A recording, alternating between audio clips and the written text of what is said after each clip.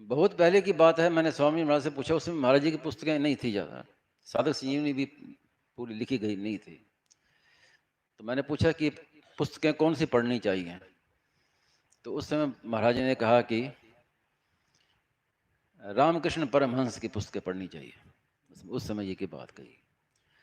बाद में जब महाराज जी की पुस्तकें निकली और फिर बाद में फिर भक्ति मार्ग पर पुस्तकें निकली, उसके बाद फिर वासुदेव सर्वम पर निकली, तो स्वामी जी महाराज कहते थे कि मुझे ऐसा नहीं दिखता कि साधक संजीवनी है, ये पुस्तकें ये मेरी लिखी हुई हैं, मैं इनको अपनी पुस्तकें नहीं, अपना ग्रंथ नहीं मानता। ये सब लिखवाई है, लिखी हैं, ये सब भगवान की कृपा, भगवान के द्वारा ही है महाराज। इसीलिए स्वामी जी महाराज अपनी पुस्तकों को खुद पढ़ते थे।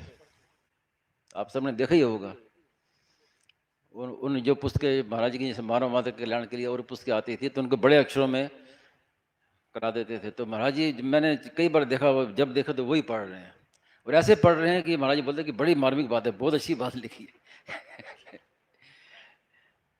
क्योंकि वो विशेष भगवान की बात मानते थे, ये मानते नहीं थे कि ये मेरी लिखी हुई बात है। तो ऐसी पुस्तकें भी सुदुर्लभ है। अब एक भीतर की बात है, स्वामी जी महाराज कहते थे कि मैं किसी को कहूँ तो लोग उल्टा अर्थ ले लेंगे, संकोच होता है, इसलिए मैं कहता नहीं, लेकिन एकांत में बात मेरे से कही, और ब्रह्मचारी जी से भी एक बार बात कही कि मेरी पुस्तकों से जो लाभ है लोगों का इस समय, वो अन्य किसी पुस्तक से लाभ नहीं होगा।